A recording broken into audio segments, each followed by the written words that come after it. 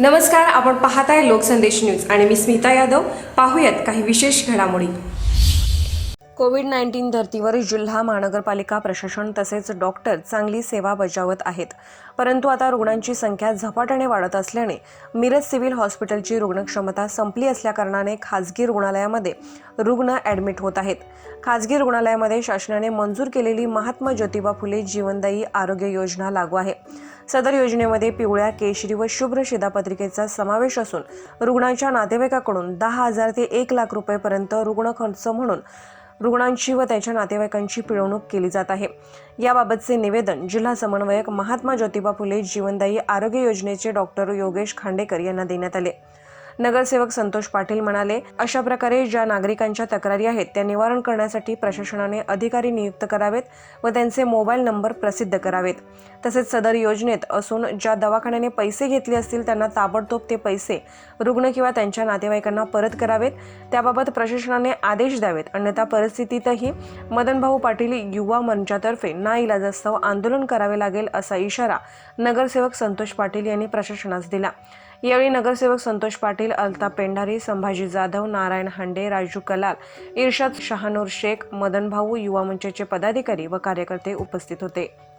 कोरोनाच्या या परिस्थितीमध्ये शासनाकडून प्रशासनाकडून अत्यंत चांगल्या पद्धतीने काम सुरू आहे.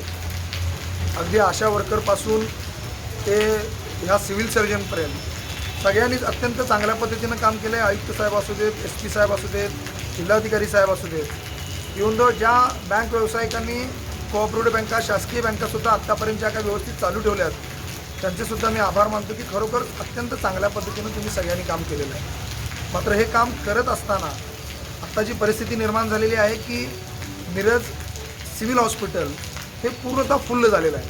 तिथे असलेल्या बेडची क्षमता संपलेली आहे.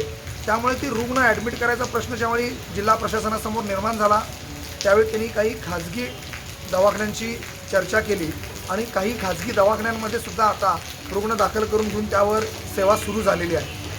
मात्र प्रश्न असा आहे की ज्यावेळी खाजगी दवाखान्यामध्ये ते रुग्ण जातात त्यावेळी जशी मिरज सिव्हिलमध्ये मोफत त्यांचे उपचार केले जातात त्या पद्धतीनं मोफत उपचार तिथं होताना दिसत नाही आहे. बऱ्याचशा तक्रारी जिल्हा प्रशासनाकडे यापूर्वी आलेल्या आहेत. त्या अनुषंगानं कालसुद्धा त्यांनी बरेचसे निर्णय जाहीर केलेले आहेत. मात्र परिस्थिती अशी आहे की ज्यावेळी रुग्णालयामध्ये दाखल होतो खाजगी रुग्णालयामध्ये त्यावेळी त्याच्याकडून डिपॉझिट मागणं, पैसे मागणं अजूनसुद्धा सर्रास दवाखान्यामधून सुरू आहे. वास्तविक महाराष्ट्र शासनाने शुभ्र रेशन कार्ड असू दे, पिवळं रेशन कार्ड असू दे, केशरी रेशन कार्ड असू दे, कोणत्याही रेशन कार्डामध्ये कोविड आजारी जर पेशंट असेल तर त्याला महात्मा ज्योतिबा फुले आरोग्य जीवनदायी योजना ही लागू झालेली आहे, जाहीर केलेलं आहे आणि त्या पद्धतीनं याचा लाभ प्रत्येकाला मिळणार आहे. मग जर पेशंट तुमच्याकडे दाखल झाले ते सिम्पटमॅटिक पेशंट असतील तरच तुम्ही दाखल करून घेतलं पाहिजे, ही पहिली अट आहे. जर ते सिम्पटमॅटिक नसतील तर त्यांना CC सेंटरला महापालिकेच्या पाठवायचं आहे. उदाहरणार्थ वॉल्चन कॉलेज असू दे, लत्ते शासकीय तंत्रज्ञान केंद्र असू दे, या ठिकाणी त्या तिथे मोफत त्यांना सही सुविधा मिळते. आणि जर ते सिम्पटमॅटिक असतील तर निश्चितच त्यांना इन्शुरन्स अप्लाय होतो आहे. या योजनेमध्ये ती लोकं बसत आहेत. मग त्यांच्याकडून हे दवाखाने पैसे का घेत आहेत हा मोठा प्रश्न आज जनतेसमोर निर्माण झालेला आहे. बऱ्याचशा तक्रारी आमच्याकडे आलेल्या होत्या. त्या अनुषंगाने आम्ही त्या मिटवण्याचा प्रयत्न केला. बऱ्याचशा हॉस्पिटलनी कोऑपरेट केलं, डिपॉझिट घेतलं नाही, मोफत उपचारसुद्धा चालू केले.